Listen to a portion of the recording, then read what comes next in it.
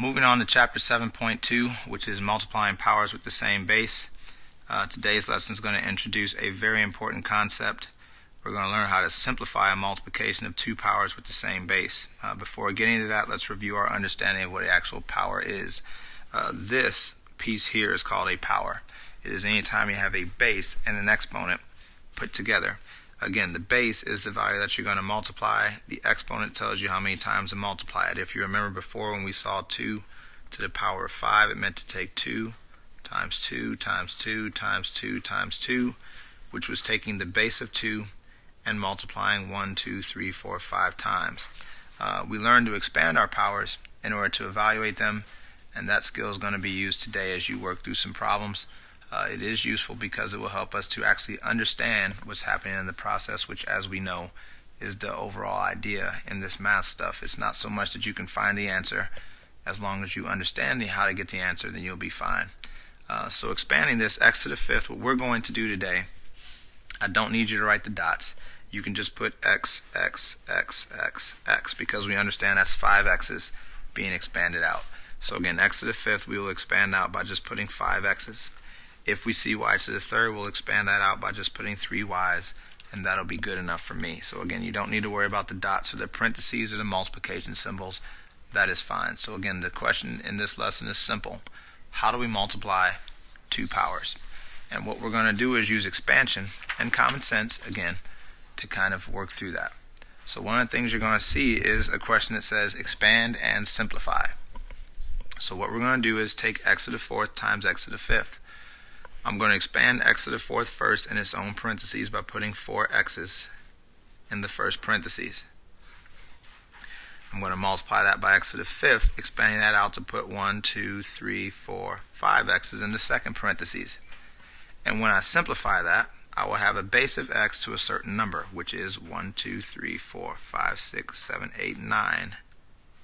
Should be my final answer as I simplify it. So again, I have 4 x's in this parentheses, 5 x's in that parentheses, which is 9 x's altogether. So when you have the expand and simplify, that's what you do on your expand part. Simplify just means put it back into a natural form and pack it back in. Looking at part B, m to the sixth times m to the second. I'm going to want you first to prove to me you understand it by putting 6 m's, 2, 3, 4, 5, 6. 6 m's in the first one, 2 m's in the second one. When you compact that, 1, 2, 3, 4, 5, 6, 7, 8, the answer would be m to the eighth. The third one, I have 3 things to multiply. I have 5 t's, 1, 2, 3, 4, 5, followed by 4 t's, 1, 2, 3, 4, followed by just a regular t. When I count that, I get 1, 2, 3, 4, 5, 6, 7, 8, 9, 10, which is t to the 10th. Looking back at these problems, focusing only on the initial problem and the result, what do you notice? So let's look at that. We have x to the fourth times x to the fifth, getting x to the ninth. There has to be an easier way to get that x to the ninth without multiplying or expanding that out, and the way we do that is, if you look at it, 4 plus 5 makes 9. Just like here, 6 plus 2 makes 8. Just like here, 5 plus 4 is 9. And what you have to keep in mind, there's an invisible 1 there.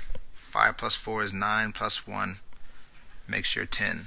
So what you should notice is that the general rule of this section is that you add the exponents to find the final exponent in the power. So apply that idea to the following problems, because notice you don't want to expand 11 t's and 20 t's. That would be a lot of work. But you do want to understand what's going on. So what you end up with is t to the, since these are both here, you have 11 t's in one parentheses, 20 t's in the other parentheses. That would be 31 t's altogether. That would be your answer there. Here, and this is where it really helps, you have negative 14 in the first parentheses plus 2 in the second parentheses. Now you can use your calculator to do negative 14 plus 2, which is negative 12. The problem is, remember yesterday we learned we can't stop with a negative exponent, so we have to put 1 over m to the 12th. So again, adding these things makes it so we can do some of the higher level questions. So again, whenever you're multiplying two things, That's negative 14 plus 2, which is negative 12. Move that negative 12 to the bottom where it really wants to be. Here you end up with negative 10 plus 3 plus, and don't just ignore it because there's no number there. Remember, there's actually a 1 there. And so if you have to, now you do negative 10 plus 3 plus 1, which is negative 6. And again, I cannot stop with a negative exponent, so it's 1 over y to the 6th. Alright? Moving on to multiplying terms with signs, numbers, and variables, our strategy is simple. You might want to write these notes for your reference later. The first step you want to do is determine the sign. Keep in mind, 1 negative makes it negative, 2 negatives makes it positive, 3 negatives makes it negative, 4 negatives makes it positive, and it just flips back and forth like that. Typically, if it's an odd number of negatives, it's going to be negative. If it's an even number of negatives, it's going to be positive. The second thing you're going to do is multiply the coefficients. That's the numbers that are in the problem that are not in the exponent spot. And the last thing you're going to do is add the exponent. So as long as you break it down to those three things and simplify, you will be just fine. For example, on this part here, I see one big negative here, and that's the only big negative. Remember, that is not a negative number, that's a negative exponent. So since there is one negative, it means that it's negative in the end. The second thing I'm going to do is say 3 times 7 is 21, and then d to the 5th, and d to the negative 8 means I'm going to do 5 plus negative 8, which is negative 3.